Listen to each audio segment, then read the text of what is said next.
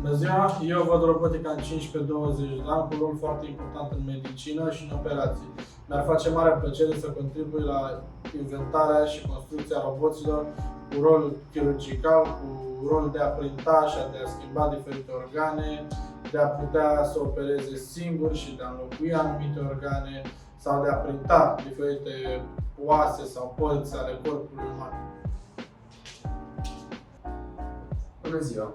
Industria va fi mai eficientă datorită roboticii, iar timpul de lucru va fi mai rapid și produsele vor fi calitativ superioare.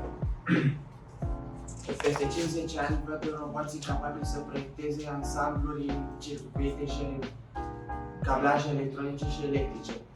În următorii 15-20 de ani, robotica va evolua în industria auto, cât și în industria electrică și mecanică.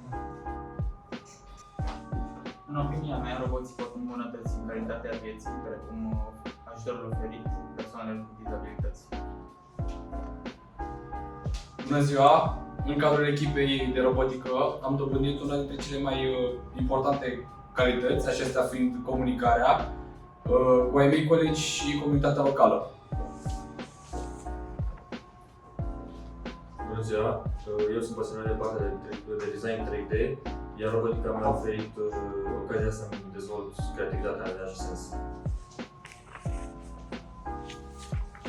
Bună ziua! Eu consider că robotica ne va ajuta în viitor să explorăm locurile unde omul nu poate ajunge, cum ar fi spațiul și zonele radioactive.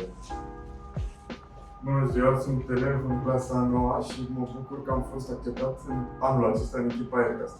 Cred că viitorul va fi acesta, al roboticii.